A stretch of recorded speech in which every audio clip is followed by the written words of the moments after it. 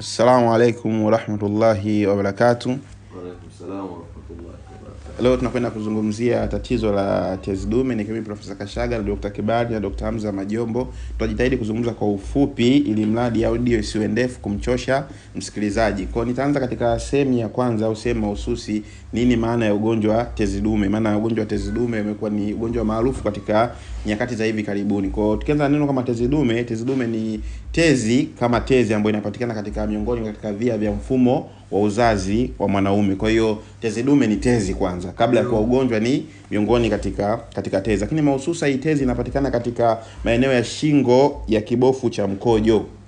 Hii tezi ndio inapokuwa inapatikana, lakini kazi ya hii tezi mahususa inakuwa kazi yake ni kutunza maji ya mwanaume au maji ya via vya uzazi au kama kwa jina lingine kama shahawa.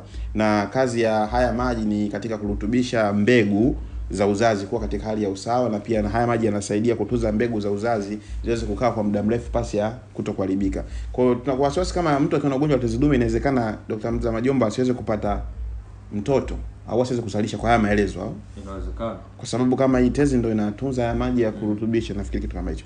Lakini tuje sasa katika nini ugonjwa wa tezi dume? Asili yake unaanzia wapi? Unapozungumzia ugonjwa wa tezi dume katika notices zilizokuwa nyingi, vitabu vilivyokuwa nyingi au wataalamu wengi wanavyozungumza maelezo ni kwamba ni kitendo cha ile tezi sasa kutanuka kutoka katika ile asili yake ambao ufanyaji kazi wake na kwenda katika hali ambayo sio ya kawaida. Lakini wanasema ya kwamba ni katika takwimu, unapokuwa na wanaume 10, katika wanaume 10 au wanaume takriban zaidi ya miaka 40, wanaume 5 wanakuwa wanasumbuliwa na tezi dume. Yaani wanaume wenye miaka 40 wakiwa wamejikusanya 10, labda wanachoma nyama au wananunua vitu, katika wao 5 wao wanakuwa na tatizo la tezi dume. Lakini sasa je, tezi dume inakuwa inatokea vipi? Tumesema inatanuka. Ni inatanuka vipi? Wanasema ni kitendo cha chembe chembe zilizopo katika zile mfumo wa via vya uzazi kushindwa kukaa katika hali yake ya usawa katika mwili na kupelekea kwenda kuziba katika mirija ya kibofu cha mkojo na mirija ambayo inasaidia kutoa mbegu. Kwa hiyo chembe zinapokuwa katika hiyo hali na mfumo kutokuwa katika hali ya usawa, ndio inapelekea kwenye kuvimba au kutanuka kwa hiyo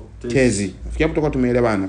Sasa matokeo yake yanatokea vipi? Kwa hiyo kama ikishakuwa hizo tezi imetanuka, tezi kwa ishatanuka, mambo yanatokea ni kupata uharibifu katika kibofu cha mkojo au kuziba katika mirija ya upitishaji mkojo ya uzazi kama nilivyosema hapo. Asante sana. Pia na kusaidia pia kupata saratani moja kwa moja kama endapo itakuwa hiyo hali imekuwa kwa muda mrefu. Kwa actually hao ndio maelezo ya kwa hivyo. Sasa lakini mimi nitakuwa na maelezo mafupi kidogo tofauti na maelezo haya ambayo yanafahamika ndio yaliyozoeleka. Maelezo yangu ni kwamba tunaposema tezi dume ni si tu kuvimba kama wenyewe wanasema kuvimba na kutanuka ile, isipokuwa ni kwamba ni kitendo cha ile tezi kujawa na uchafu.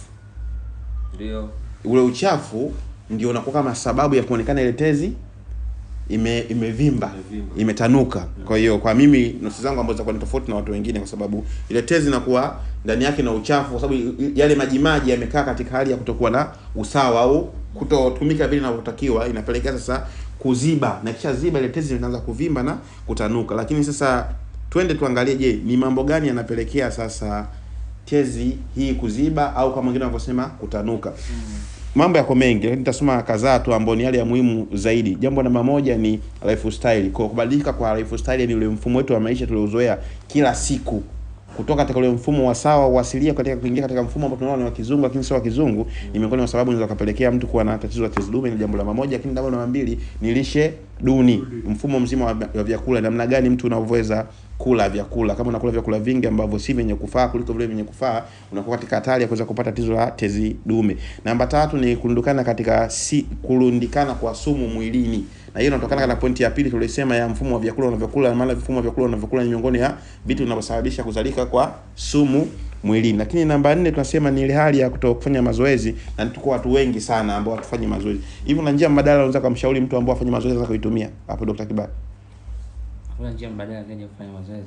Basi sawa, tujitahidi kufanya mazoezi. Lakini tukiendelea na namba 5 ni kuwa na matumizi ya mihadarati. Mihadarati inaingia kama pombe, inaingia kama sigara, chochote chenye kulevya na kuharibu akili au kuzuru mwili kinaitwa ni mihadarati. Ndio. Lakini pia tunaingia tatizo lenye uzito kupitiliza, uzito kupita kiasi. Kuna BMI zaidi ya ngapi Dr. Majombo kama unakumbuka kwa haraka? BMI kwa saizi siku sina kumbukumbu. Ni takriban 25 hivi. Unasema vipi? 25 24.9. 24.9. Niko nakumbuka sawa. Hiyo ni namba 6. Lakini namba 7 ni matatizo ya homoni kubadilika kutoka katika hali ya msawazo, hali ya usawa. Homoni zinapelekea kufanya changes za juu na chini, na pia unaweza kupata haya matatizo. Kuna maelezo marefu tutazungumza, maana wengi kidogo limetu ni ya chini. Na namba 8 ni msongo wa mawazo. Kuna kitabu nilikisoma kinasema msongo wa mawazo takriban 80% ya matatizo kama kisukari, pressure. Hebu toa maelezo mafupi, msongo wa mawazo unaasili vipi mpaka kupata matatizo mengine mbali ya tezi dume? Msongo wa mawazo ndo tunarudi kwenye ile point ambayo inatumika kawaida, ambao tunasema ni hormone imbalance. Ndio. Sawa? Msongo wa mawazo inamaanisha yani chanzo chake pale kwenye msongo wa mawazo tuseme unapoanzia au unapoathiri zaidi. Ndiyo. Kama kwenye main socket ya kusambaza umeme mwili mzima. Ndio. Sawa? Yani kwenye ubongo. Ndio. Kwenye ile pituitary ile ndo mambo yote yanaanzia pale, information zote zinaanzia pale. Ndio. Kwa hiyo kama TANESCO main point yao imelipuliwa, unatarajia nini? Kwa nini sasa ni switch imezima kwa umeme utakuwa nyumba nzima. Tuendelee na point namba 9, tunasema magonjwa ya zinaa. Magonjwa ya zinaa kuna kisonono, kaswende na yapo mengi. Mfano hizi zote. Kisonono, kaswende, UTI, gonorrhea, diphtheria, vyote. Hivi puchu sio magonjwa ya zinaa? Nini? Puchu. Puchu ipi sasa? Hii kitendo cha kujilizisha kwa kutumia mkono pasi ya kumtumia mwanamke. Sio ugonjwa huo. Ni nini kinakuwa? Tukiendelea na zinazotokea ndo magonjwa. Ni magonjwa ya zinaa. Sawa. Au hivi anahesabika mtu alifanya puchu ni kafanya zinaa Dr. Kibali? Namba 10 tunasema ni umri mkubwa. Tunasema umri mkubwa. Hii umri mkubwa mtu asione isiwe kama ni hoja, isipokuwa ina determine umri mkubwa, kwa sababu mtu mwenye umri mkubwa anakuwa ni miongoni mwenye sababu zote tulizitaja huku juu. Labda afanye mazoezi, lishe, msongo wa mawazo, kacha staafu, ana pension kashamaliza, ni vitu kama hivyo, anavuta sigara na kunywa pombe na kadhalika. Alafu ikiwepo na magonjwa ya ngiri. Magonjwa yanashambulia katika korodani au kufanywa upasuaji katika korodani au kuzaliwa na korodani moja. Na pia wanasema kurithi. Tezi dume inarisika. Tezi dume kurithika ni vigumu, lakini ukirithi sawa, genes ambazo zinaweza zikapelekea baadhi ya vitu kuelekea kwenye tezi dume. Lakini tezi dume kama tezi dume hairithiwi, kwa sababu pituitary gland ile au tezi ipo kwa kila mtu. Wanasema sababu ya mwisho ni sababu za kimazingira. Mfano sababu kimazingira ni ipi? Sababu za kimazingira si ama carbon dioxide tunayovuta. Tunashukuru kwa kufikia hapo. Twende Dr. Hamza Majobo, ni matokeo gani au dalili zipi zinaweza kuashiria mtu ana tatizo la tezi dume? Dalili maalum zipo nyingi mno kuliko kawaida. Zipo nyingi sana kuliko kawaida, lakini tutazielezea kiufupi, hatutaingia deep sana kwa ajili ya kuokoa nini? Kuokoa muda. Tukiangalia dalili za awali, sawa kuna kukojoa mkojo uliochanganyika na damu. Moja hiyo. Au kukojoa damu wenyewe wanasema, au unaweza kuona kukojoa mkojo wa clouded, tunasema ni njano lakini sio njano ya kawaida. Ndio. Sawa, lakini unaweza kukojoa mkojo wenye mtiririko dhaifu. Hauna pressure, hauna maanisha nini? Hauna pressure ni kiufupi. Hapo sawa. Na mtu anakojoa mkojo analenga uende kule mbali, lakini anajikojolea kwenye miguu au kwenye suruali. Sawa kabisa. Sawa. Lakini pia kuna maumivu kwenye mfumo mzima wa mkojo. Inamaanisha sasa hata huku kwenye mrija wa mkojo, kwa sababu tezi dume inaathiri mfumo mzima wa mkojo. Kwa hiyo unaweza kupima kibofu kina matatizo, kumbe tatizo liko kubwa liko wapi? Sawa. Ndio. Lakini pia kuhisi maumivu tumesema wakati unafanyaje? Tunakojoa. Namba ngapi? Nini? Kuhisi maumivu. Namba 3 kuhisi maumivu. Namba 4. Namba 4 ni kuhisi maumivu wakati wa nini? Tendo la ndoa au? Tendo la ndoa. Ndio. Sawa Lakini pia kuna mambo ya homa, kuna kukojoa mara kwa mara. Ndio. Sawa Tunashuka. Hizo ni kama point 6 tumshaongea. Namba 4 tunazozileta hizo ndo za kawaida. Tunashuka sasa kwenye dalili ambazo kidogo hatarishi. Yaani hizo ulizosema ni dalili ambazo zinampelekea mtu kutaka kupata au tayari kashapata. Yaani ni vitu ambavyo unaweza ukahisi. Uchukue hatua kwa haraka zaidi. Uchukue hatua kwa haraka. Lakini hizi sasa ukiwa nazo, hizi nyingine ndo sasa lile swala unalo sasa. Yaani wewe hatarini kwamba lile swala lishafikia confirmed cases naitwa hiyo. Sawa kuna maumivu ya nini? Ya mifupa. Hasa hapa chini ya mgongo na katikati ya mgongo. Kumbe sasa unaweza kupata shida ya kwenda kufanywa labda inaitwa physiotherapy ile. Kumbe ukawa na tezi dume lakini unajua tezi dume kwa madaktari bado wajitahidi katika kufuatilia. Unaweza kuhangaika na mgongo, kukanda mgongo, labda pingili imepinda, kumbe tezi dume. Chanzo iko huko. Lakini pia nini ya pili ni miguu kuwaka moto au kuwa na miguu dhaifu. Narudi kwenye dalili za kisukari. Kwa baadhi ya dalili za kisukari na za tezi dume zinafanana na za ngiri pia. Zinafanana na za vidonda vya tumbo. Kama migoko zinaendana. Sawa. Dalili ya tatu katika dalili hatarishi, kuna kushindwa kumudu kabisa tendo la ndoa. Sawa? Lakini tukiongeza hapo dalili nyingine ni lile swala la kufanya tendo la ndoa ukao unasikia maumivu. Aidha uume ukisimama, mwanaume anasikia maumivu makali kiunoni na chini na juu ya kibofu. Yaani uume ukisimama anasikia maumivu makali kiunoni na juu ya kibofu. Lakini pia wakati wa tendo, msukumo ikianza anasikia maumivu makali sana. Sawa? Dalili ya tano hapo. Sawa? Katika dalili sugu ambapo tayari wewe ni mgonjwa, ima ujijui. Sawa? Kushindwa kuzuia mkojo. Tayari ndugu yangu.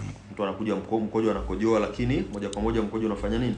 Sio anakuwa anakojoa, yani anakuwa anashindwa kuzuia. Ameishi akaona mkojo, anataka atoke aende kuenda kuchooni kabla hajafika tayari umetoka. Hapo sawa. Sawa? Lakini pia kuna tumbo kujaa gesi mara kwa mara kuliko kawaida. Tumbo lako linajaa gesi lakini sawa sio swala la kawaida. Lakini kuna UTI isiyopona. Usilalamikie labda vyoo. Usilalamikie vyoo. Kuna watu wana UTI lakini haifanyeje. Nilikutana na mtu mmoja katika miongoni mwa matajiri anasema sasa hawa watu wa vipimo vya UTI mbona wanakuwa waongo? Kwa sababu mimi natumia choo changu mwenyewe. Na katika masuala ya usafi mimi ni grade namba 1. Halafu nimeonekana na UTI. Sasa kumbe labda na tezi dume alikuwa ajui. Umeona? Kwa sababu ni mtu mzima. Kwa hapo jambo ambalo tunaelekeza kweli, kwa sababu ni miongoni mwa njia infection za mkojo. Kumbe kwa tezi dume yake imetokana na kuchafuka kwa kibofu. Sawa? Lakini pia kuna mawe kujaa kwenye kibofu.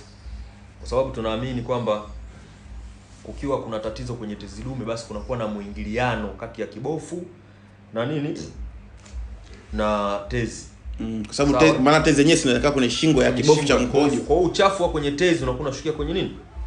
Kwenye kibofu. Kwa hiyo uchafu unatoka kwenye kibofu kuja kwenye tezi au kwenye tezi kuja kwenye kibofu, ambao unaweza kutengeneza mawe ya figo. Mawe ya figo sio mawe haya watu wanayojua. Mawe ni viuvimbe vidogo ambavyo yani ni components, yani hizi tuseme hivi nini kama calcium nini na nini vimejiunga huko ndio vimetengeneza. Ni lugha ya kitaalamu. Kwa hiyo utasikia mawe kwenye figo, mtu asifikiri labda mawe yale ulikuwa kwenye mchele mchanga. Mchanga. Mtu akaja labda ni mchanga au nini na kadhalika. Sawa? Lakini dalili nyingine hatarishi ni za kuumia hapa chini ya mbavu. Sawa? Ikitokezo dalili muda mwingi mtu anaambiaga nenda kapime ini au kibofu au figo unasema. Sawa? Ndio majanga hayo, kuumwa chini ya mbavu sana, yani upande wa kushoto na wa kulia. Hizo ni mojawapo wa dalili za nini? Za tezi dume. Nadhani kama kuna mtu amefuatilia vizuri tumeshataja dalili zaidi ya 15. Ndio. Sawa? Nadhani zinatosha hizo. Kuna moja kubwa umeisahau. Ndio watu wanadetect ndio tezi dume yenyewe. Ndio. Kushindwa kukojoa. Yaani kushindwa kukojoa kabisa. Mpaka anaenda kuwekewa mpira. Kublock kwa njia ya mkojo. Hiyo nayo ipo. Nayo ni point, na hiyo inatokana pia na vitu viwili. Tezi dume imekuwa kubwa kuliko kawaida kiasi ya kwamba imeziba ule mrija wa kupisha mkojo. Kwa sababu mrija wa kupisha mkojo unapita chini ya tezi dume. Kwa hiyo tezi dume ikiwa kubwa inaubana ule mrija.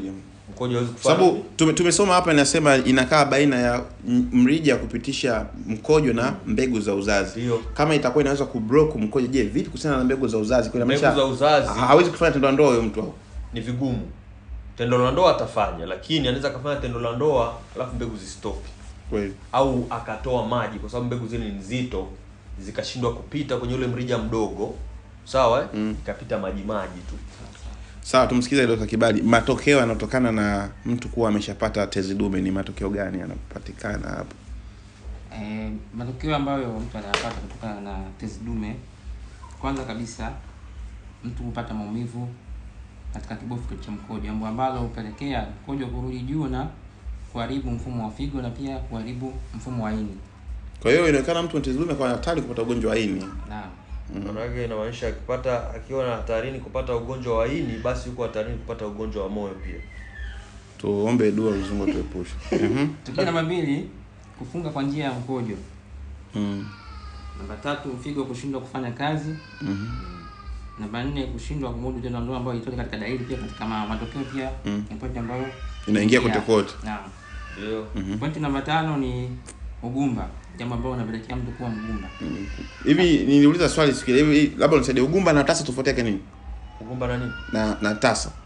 Ugumba na tasa au ni maneno ya Kiswahili tu? Ni maneno mawili lakini ni tofauti. Sawa.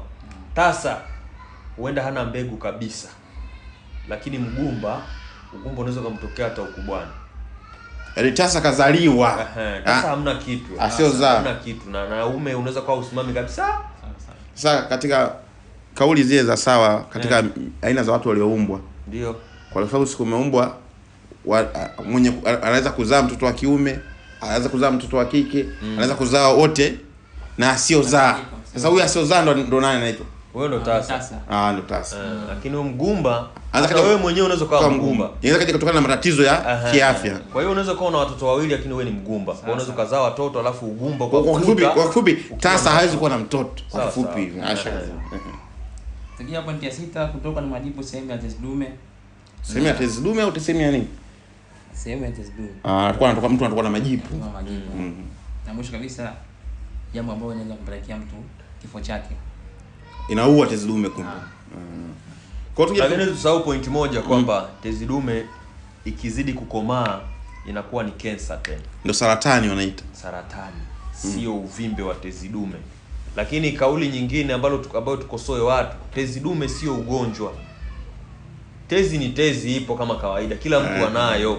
Ikivimba ndio shida. Au kuziba kwake. Au kuziba, yani kuziba au kuvimba kwa tezi dume ndio ugonjwa. Tuje kwa kumalizia mwisho, sababu watu wengine wanaafikiana na tezi dume haina matibabu, isipokuwa kuna dawa zile za kusaidia. Wenyewe wanasema kukamua tezi iachie space mtu akojoe, na pia kuna dawa za aina mbili. Mara nyingi watu wa stage za tezi dume kuna wale watu wanatumia dawa ya kusaidia tu tezi kushrink, wanasema akojoe, ndio kama Phenoxid, na kuna wengine wanakunywa dawa kwa sababu kusaidia kukojoa. Ndio. Unaona? Na pia kuna wengine ndio wamefika stage mbaya wanatobolewa kwa ajili ya kunyonya. Lakini wenyewe wanafikiana kwamba tezi dume hakuna matibabu. Labda tibabu ile ikali kwa ambayo inabidi utolewe. Na ukitolewa ina side effect kutokana na tushaeleza maana ya tezi yenyewe. Sawa. Kwa mwingine anaposikia kutolewa kwa tezi dume anajua labda ule uvimbe wa tezi dume ndio. Kumbe tezi yenyewe ndio inafanyaje? Inatolewa. Lakini kwa nchi zilizoendelea wana matibabu kama ya kuikwangua. Sawa.